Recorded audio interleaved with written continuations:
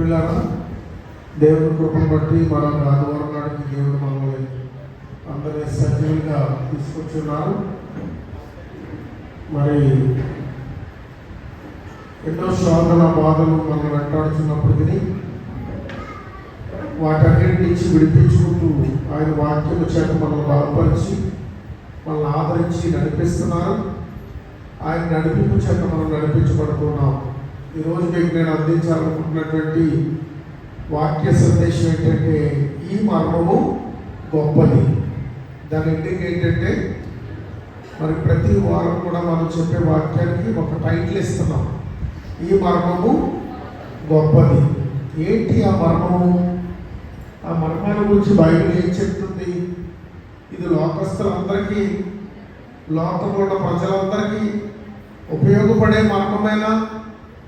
ఈ మర్మం ఏంటి అని మనం గ్రహించినప్పుడు మరి రాయబడినటువంటి సంఘటనలు పౌలు గారు చెప్పారు. 1 కొరింథీ పత్రిక 15:51 చదువుదాం. 1 కొరింథీ పత్రిక 15:51 ఆ మాటను చెప్తా ఉంటాడు. ఇదిగో మీకు ఒక మర్మము తెలుపుచున్నాను. అక్కడ చెప్తున్నాడు, ఇదిగో మీకు ఒక మర్మమును తెలుపుచున్నాను. అంటే మర్మము లోకములో మనుషులకు అవసరమైనటువంటి మర్మము, లోకములో అవసరమైనటువంటి మర్మము మనందరికీ అవసరమైనటువంటిది ఇది. దీని గురించి లోకస్తులకు తెలీదు. బైబిల్ చెప్తున్నటువంటి మర్మం ఇది. ఈ మర్మాన్ని మనం గ్రహించాలి. పౌలు గారు అంటాడు, ఇదిగో మీకు ఒక మర్మమును తెలియచేస్తున్నాను. ఆ మర్మం ఏంటంటే ప్రియులారా, 1 కొరింథీ పత్రిక 15:44 నుంచి చూద్దాం. 1 కొరింథీ పత్రిక 15:44 నుంచి ఆ మర్మాన్ని చాలా తేటగా నేర్చుకున్నాం. ఈరోజు మనం ప్రకృతి సంబంధమైన శరీరముగా విత్తబడి అది మర్మము.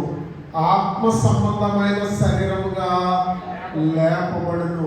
చనిపోయే వాళ్ళందరినీ బాధ పెట్టేసుకుంటున్నాం, కానీ సరైన నిరీక్షణ లేకపోతే, దాని నిమిత్తమైనటువంటి మర్మం మనకు తెలియకపోతే మన ప్రయాస వ్యర్థమే, మన విశ్వాసము వ్యర్థమే. కనుక పౌలు గారు పరిశుద్ధాత్మ చేత ప్రేరేపించబడిన వాడి ఈ మర్మాన్ని తెలియజేస్తున్నాడు. ప్రకృతి సంబంధమైన శరీరం ఉన్నది, అది మనందరికీ తెలుసు. ప్రకృతి సంబంధమైన శరీరం ఉన్నది, అది మనందరికీ తెలుసు. అలాగే ఆత్మ సంబంధమైన శరీరము కూడా ఉన్నది. ఆత్మ ఉంది, కానీ ఆత్మ సంబంధమైన శరీరం ఉన్నదని ఎవరు నమ్మరు. లేకపోతే నమ్మితే అంటారు దెయ్యం పోను అంటారు. ఆత్మ సంబంధంగా ఆత్మ ఏమన్నా ఒక రూపంలో కనబడితే అది దెయ్యం పోతూ అంటారు. కానీ బైబిల్ చెప్పినటువంటి మర్మం ఏంటంటే, భౌతిక సంబంధమైనటువంటి ప్రకృతి సంబంధమైనటువంటి శరీరము ఎలా ఉన్నదో అలాగనే ఆత్మ సంబంధమైన శరీరము కూడా ఉన్నది. ఇది బైబిల్ చెప్తున్న ప్రగాఢ సత్యం. ఆత్మ సంబంధమైన శరీరం గురించి యోచించేవారుగా మనం ఉండాలని ఈ మర్మాన్ని కొరింథీయులకు తెలియజేస్తూ పౌలు గారు పరిశుద్ధాత్మకులే మాట్లాడుతున్నారు. ఏంటి శరీరము? దానికి రుజువులు ఏమైనా ఉన్నాయా? దానికి రుజువులు ఆలోచించాలంటే లూకాసు సువార్త 24:31 చదువుదాం.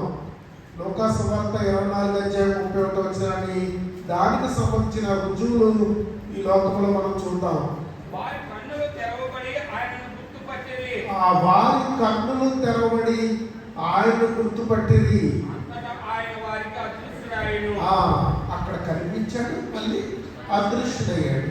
అంటే యేసు ప్రభువు తిరిగి లేచిన తర్వాత ఆయన కనిపించాడు. పైగా రెండోది ఏంటంటే, ఆ సమాధిలో ఆయన దేహం లేదు. ఇదే మర్మం. యేసు ప్రభు రాకడలో వచ్చిన తర్వాత సమాధుల్లో పరిశుద్ధుల దేహాలు ఉండవు. సమాధుల్లో నుంచి అవి ఎత్తబడతాయి. దానికి సాదృశ్యంగా ఇక్కడ ఏం చెప్తున్నాడంటే, భౌతిక సంబంధమైన శరీరము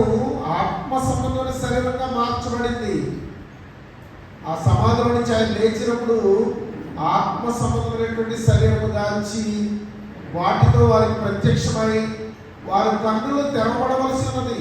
ఆత్మ సంబంధమైన శరీరాన్ని చూడాలంటే మానవ కన్నులు సరిపోవు. దేవుడు తెరిచే ఆత్మ సంబంధమైన కన్నులు కావాలి.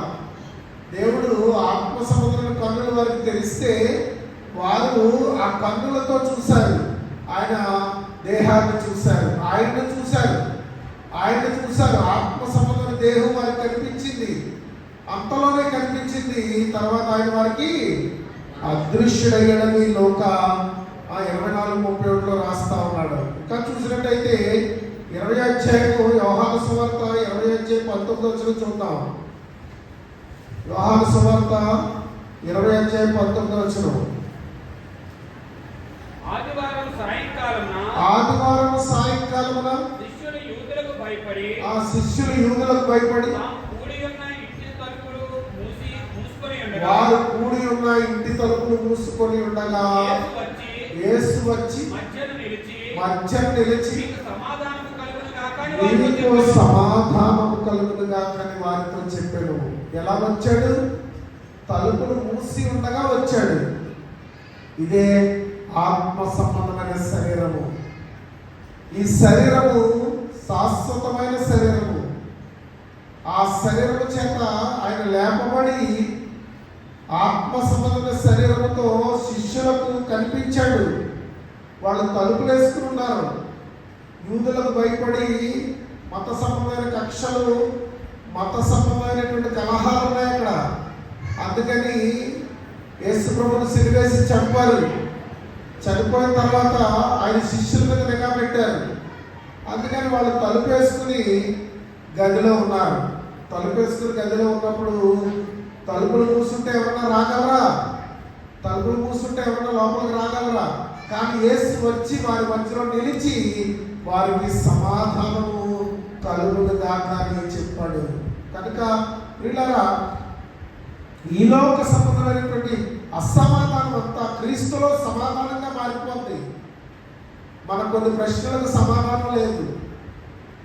ఎందుకు లేదో తెలుసా? చనిపోయిన వారు ఏమవుతున్నారు? సమాధానం లేదు. పాతి పెట్టబడిన వారు ఏమవుతున్నారు? సమాధానం లేదు. చనిపోతూ ఉన్నారు ఒకరి తర్వాత ఒకరు.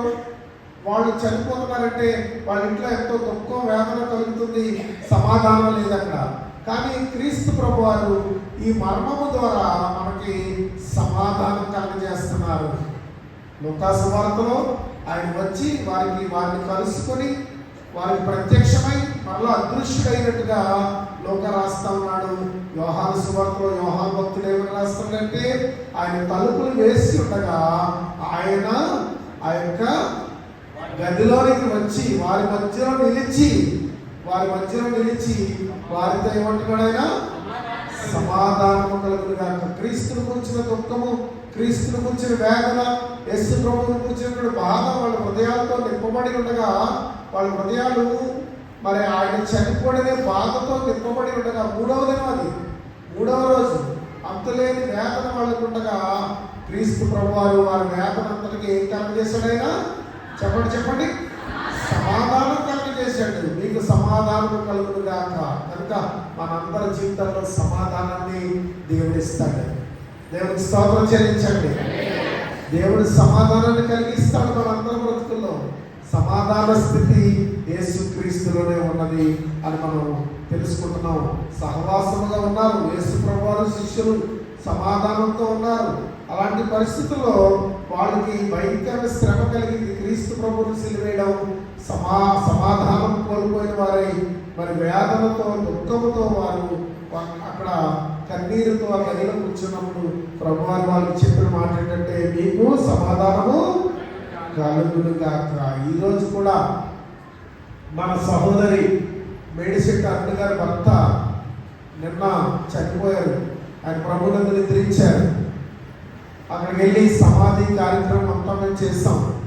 ఆమె చాలా దుఃఖంతో, బిడ్డల దుఃఖంతో, కుటుంబం అంతా వేదనతో, సమాధానం కోల్పోయిన వారి కన్నీళ్లతో ఉన్నారు.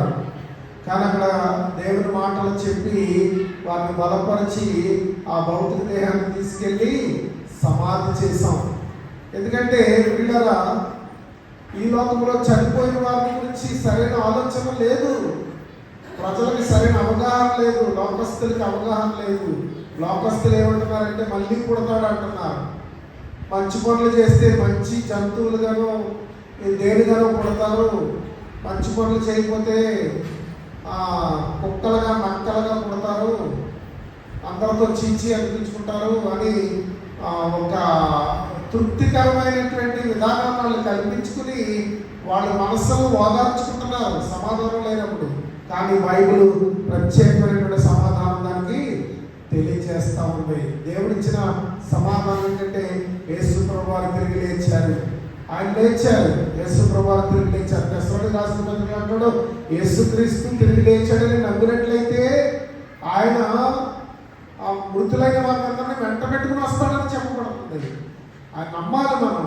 ఇదిగో నమ్మకం కలిగిస్తున్నాడు. ఈ మర్మం ఏంటంటే ఆయన వారి కన్నులు తెరిస్తే వారు ఆయన్ని గుర్తుపట్టారు. ఆయన వారికి సమాధానం కలుగును కాక అని చెప్తే ఆయనతో వారు అక్కడ సహవాసం చేశారు. యోహాను 20:26 చూద్దాం. 8 దినములైన తర్వాత మరలా ఆయన శిష్యులు లోపల ఉన్నప్పుడు తోమా వారితో కూడా ఉండెను. తలుపులు మూయబడి ఉండగా యేసు వచ్చి మధ్యన నిలిచి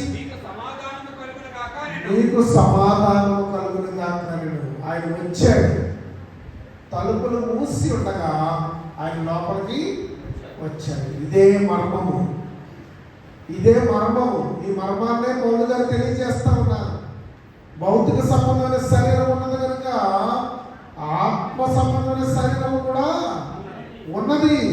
ఆత్మ సంబంధమైన శరీరం కూడా ఉన్నది. భౌతిక సంబంధమైన శరీరము మనం నేడు కలిగి ఉన్నాము. క్రీస్తునందు విశ్వాసం ఉంచిన వారమైతే సమాధానంతో ఆత్మ సంబంధమైన శరీరాన్ని కూడా మనం ధరించుకుంటాం. ఆత్మ సంబంధమైన శరీరము మనకు అనుగ్రహించబడుతుంది. ఆ విశ్వాసమే క్రీస్తునందు మర్మము. ఈ మర్మము పౌలు గారు కొరింథీ సంఘానికి తెలియజేస్తా ఉన్నాడు. క్రీస్తు ప్రభు లేచాడు. సమాధిలో ఆయన దేహం లేదు. ఆ దేహమే మహిమత్వంగా మారిపోయింది. ఆత్మ శరీరంగా మారిపోయింది. ఆయన ఆ దేహంతో వారికి కనిపిస్తున్నాడు. వారితో మాట్లాడుతున్నాడు. వారికి దర్శనమిస్తున్నాడు. అదృశ్యుడైపోతున్నాడు. మానవ దేహానికి అదృశ్యమయ్యే శక్తి లేదు. మానవ దేహానికి, ప్రకృతి సంబంధమైన దేహానికి మాయమైపోయే శక్తి లేదు. అదృశ్యమయ్యే శక్తి లేదు. కానీ ప్రభువారు ఇక్కడ ఏమవుతున్నాడైనా వారికి అదృశ్యమవుతున్నాడు. కనిపిస్తున్నాడు, అదృశ్యమవుతున్నాడు. కనుక ఆత్మ సంబంధమైనటువంటి శరీరము చాలా గొప్పదనే సత్యాన్ని మనం నేర్చుకుంటూ ఉన్నాం. కనుక చూడండి, కొరింథీయులకు రాసిన పత్రిక, 1 కొరింథీ పత్రిక 15వ అధ్యాయం, 1 కొరింథీ రాసిన పత్రిక 15వ అధ్యాయం 50-52 వచనాలు చదువుదాం. సహోదరులారా, నేను చెప్పినది ఏమనగా అందుకే చావు ఉంది లోకంలో. రక్తమాంసాలు దేవుని రాజ్యాన్ని స్వతంత్రించుకోలేవు. ఎందుకంటే రక్తమాంసాలతో ఎవడో పరలోకం చేరడు. రక్తమాంసాలు ఈ లోకంలో పుట్టినవి. అది మనుషుని వల్ల కలిగినవి. మానవ దేహం అది రక్తమాంసాలు ఈ లోకములో మట్టిపోలాకాల మట్టి నుంచి చేశాడన్నాడు ఆదికాండంలో. నరుడిని ఎలా చేశాడు? మట్టి నుండి చేశాడు. మరి ప్రసంగం అన్నాడు, మన్నైనది వెనకటి వల్లే మట్టికి చేరిపోవును, ఆత్మ తను దయచేసిన దేవుని యొక్కకు మరలిపోవును అంటున్నాడు. క్రీస్తు రాకడలో చూడబోయే గొప్ప మర్మం ఏంటంటే ఆత్మ సంబంధమైన దేహాలు కలిగి మనం వస్తాం. ఆయన మహిమ ద్వారా ఆత్మ సంబంధమైనటువంటి దేహాలని మనం కలిగి ఉంటాం. కనుక యేసు ప్రభువారే మాదిరి. ఆయనే ఆత్మ సంబంధమైనటువంటి శరీరాన్ని కలిగి ఉన్నారు. ఆత్మ సంబంధమైన శరీరంతో శిష్యులకు కనిపించాడు. ఆయన వాళ్ళు చూశారు. ఆత్మ సంబంధమైన శరీరము వాళ్ళు చూశారు. ఈ ఆత్మ సంబంధమైనటువంటి శరీరము మహిమ గలదై ఉంటుంది. అది ప్రభు వల్ల మనకు అనుగ్రహించబడుతుంది. ఎవరైతే యేసుక్రీస్తును నమ్మి బాప్తిసం పొందుతాడో, బాప్తిసం పొందిన ప్రతివాడు పాప క్షమాపణ పొందుతాడో, ఎప్పుడైతే పాప క్షమాపణ కలిగిందో, నీలో పరిశుద్ధాత్మని యొక్క నివాసం ఏర్పడిందో, దేవుని వాక్యం చేత బలపరచబడుతూ నువ్వు జీవిస్తున్నావో, దేవుని కట్టడాలను విధులను గైకొంటూ నీ జీవితాన్ని నడిపిస్తున్నావో, ఈ లోకంలో మనుషులందరికీ మరణం ఉంది. మనుషులందరిలాగే మనం మరణించవచ్చు, కానీ మన యొక్క దేహములు మహిమత్వంతో మార్చబడతాయి. పెట్లో పెట్టేశాం, 4 రోజులు ఉంటుంది, 3 రోజులు ఉంటుంది, ఏమీ ఉండదు. మనందరికీ తెలిసిన సత్యం, మట్టిలో మన్న అయిపోదు.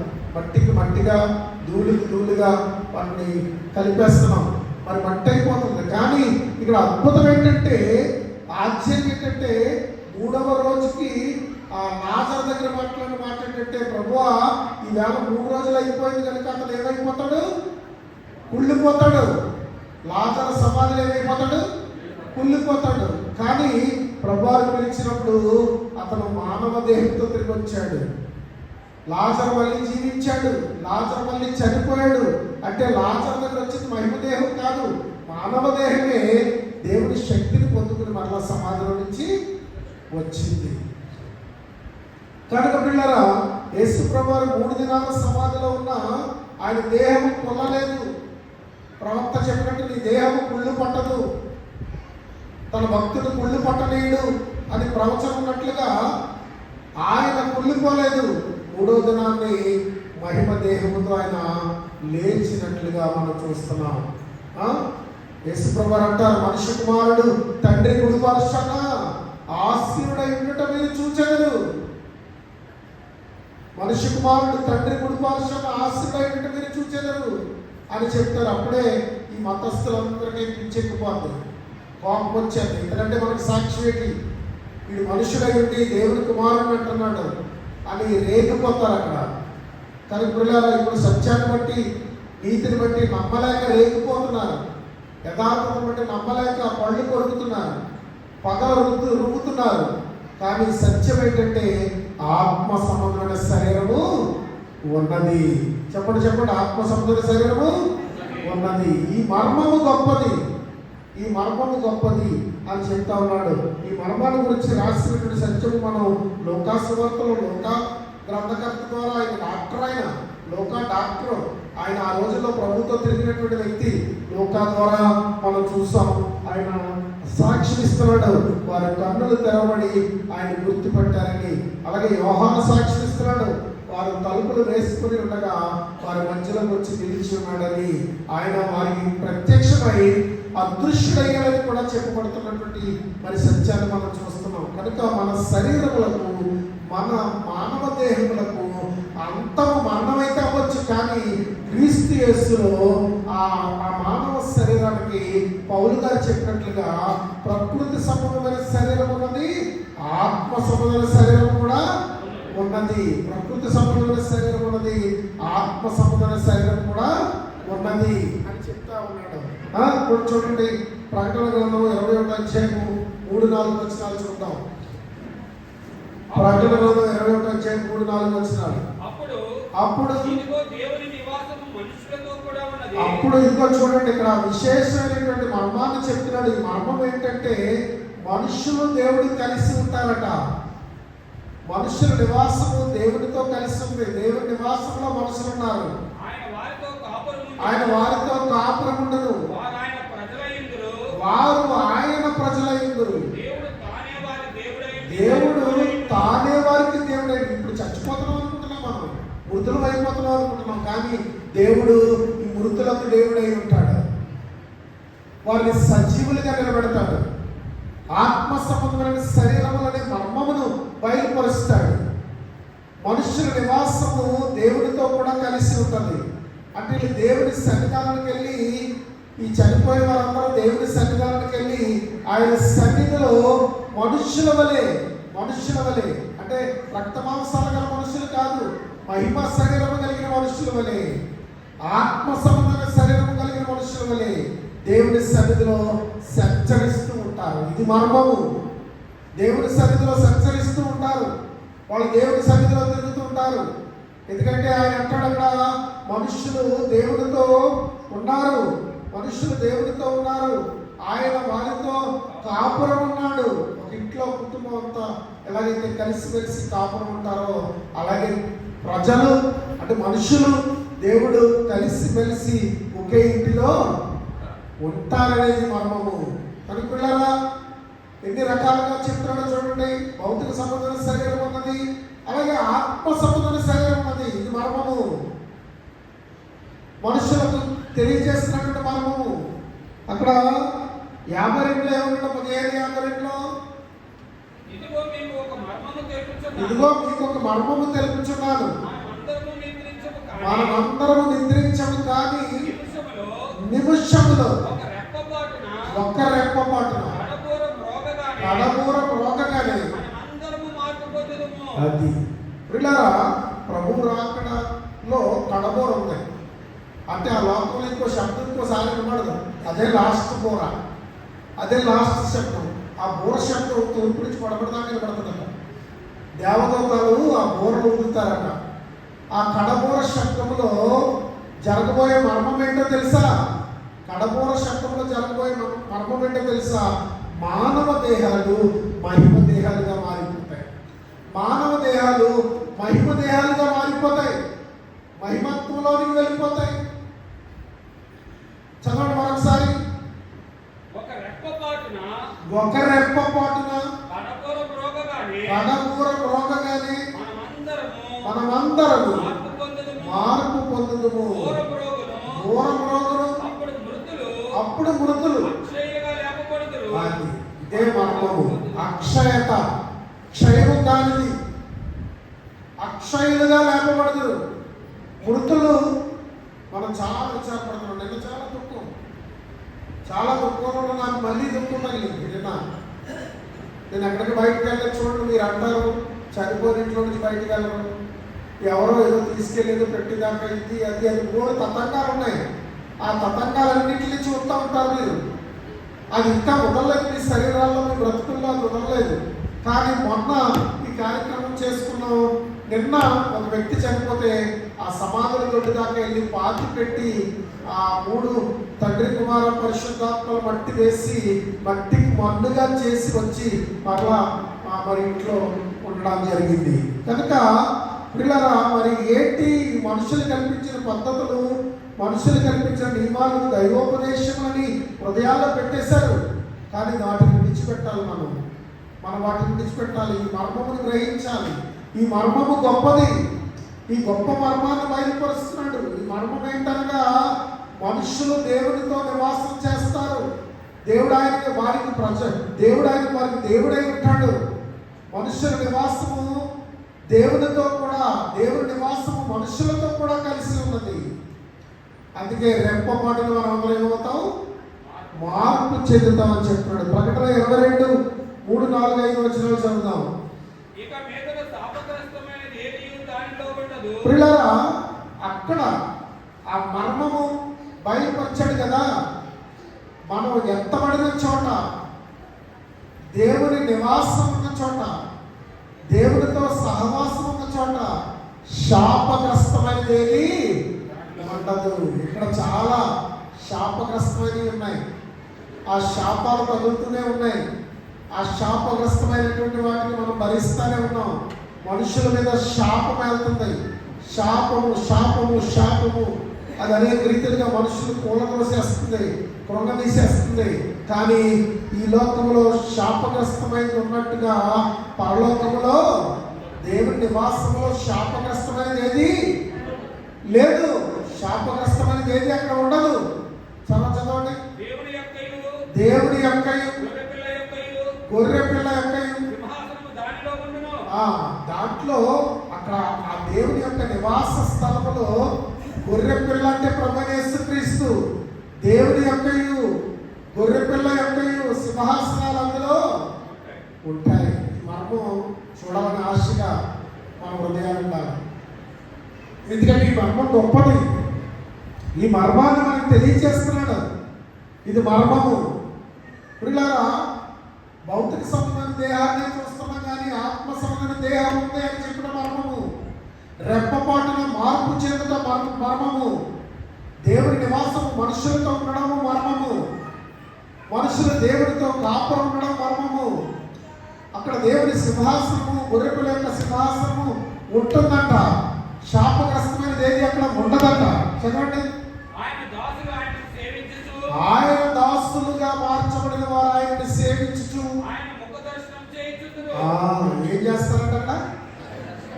ఇప్పుడు ఎంతో ఆశ మనకు దేవుడిని చూడాలని. నాకు కనిపిస్తే కదా, నాకు కనబడితే కదా దేవుడు అని ఎంతో భక్తి చేస్తున్న వాళ్ళు ఉన్నారు. దేవుడి దర్శనం కోసం మరి ఎక్కడెక్కడో నిలబడుతున్న వాళ్ళు ఉన్నారు. కానీ ఇక్కడ ఏం జరుగుతుందంటే దేవుని ముఖ దర్శనము వారు చేసుకుంటారు. సర్వోన్నతుడైనటువంటి సృష్టికర్త అయిన దేవుడిని వాళ్ళు చూస్తారు. ఆయన ముఖ దర్శనాన్ని వాళ్ళు చూస్తారు. మృతులైన వారి గురించి మనకు చెప్తుంది, మృతుల గురించి మనకు బాధ ఉంది, మృతుల గురించి మనకు కన్నీళ్ళు ఉన్నాయి. కానీ వాక్యము మనకు ఇస్తున్న మర్మమును బట్టి మనం మన గుండెను నిబ్బరం చేసుకోగలిగి ఈ విశ్వాసాన్ని మన హృదయాల్లో దాల్చుకోవాలి. ఏంటి మర్మం అంటే, మానవ శరీరం ఉన్నట్టే ఆత్మ సంబంధమైనటువంటి శరీరం ఉంది. అది ప్రభువారు లేచి రుజువు చేశారు. కనిపించి ఇంచుమించు ఆయన 40-50 దినాల వరకు ఆయన భూమి మీద ఉండి ఆయన ప్రత్యక్షమవుతూ వచ్చారు. ఎందుకంటే వీళ్ళు ప్రత్యక్షమయ్యారు. యేసు ప్రభువారు చనిపోయిన తర్వాత వీళ్ళు వేటకెళ్ళిపోయారు. వేటగాళ్ళు కనుక వేటకెళ్ళిపోయారు. వీళ్ళందరూ వేటకెళ్ళిపోయి రాత్రంతా సముద్రంలో తిరిగి ఒక్క చేప అయినా దొరక్క ఒడ్డుకొచ్చి వల్ల పులుకుంటుంటే యేసు ప్రభువారు వారికి దర్శనమిచ్చారు. కనుక ఆయన పలుమార్లు రాయబడింది.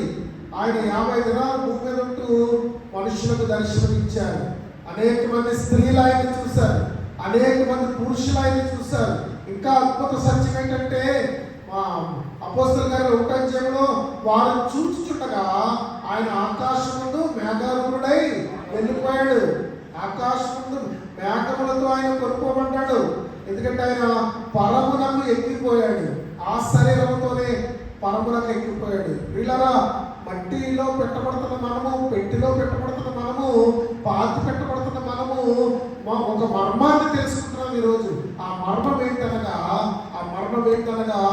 ఆత్మ సంబంధమైన శరీరము ఉన్నది. దాన్ని అపేక్షించే వారిగా క్రైస్తవులు ఉండాలి. లోకస్తులకు లేదు ఈ విశ్వాసం. పాతి పెట్టబడతాం, చచ్చిపోతాం, ఇంకో జన్మతాం. లోకస్తుల విశ్వాసం అది. మన విశ్వాసం ఏంటంటే ఆత్మ సంబంధమైన శరీరము ఉన్నది అనే మర్మాన్ని బైబిల్ చెప్తుంది. ఆత్మ సంబంధమైన శరీరము దేవుని ముఖ దర్శనాన్ని చేస్తుంది. దేవుని సింహాసనం దగ్గర ఉంటుంది. దేవుని ముఖ దర్శనాన్ని చేస్తుంది. భక్తులు ఆయన ముఖ దర్శనాన్ని చేస్తారు. ఇంకా చదవండి. ముఖ దర్శనాన్ని చేసుకుంటారు. అక్కడ ఏం జరుగుతుంది? ఇంకా ఆయన నామము వారి నొసలయందుండును, రాత్రికి ఎన్నడూ ఉండదు. దీపకాంతి అయినను సూర్యకాంతి అయినను వారికి అక్కరలేదు. దేవుడైన ప్రభువే వారి మీద ప్రకాశించును. వారు యుగయుగములు. ఇప్పుడు ఆలోచించాలి. చనిపోయిన వాళ్ళ దగ్గర, బ్రతుకున్న వాళ్ళ దగ్గర. బ్రతుకున్న వాళ్ళకి యుగయుగాలు లేదు.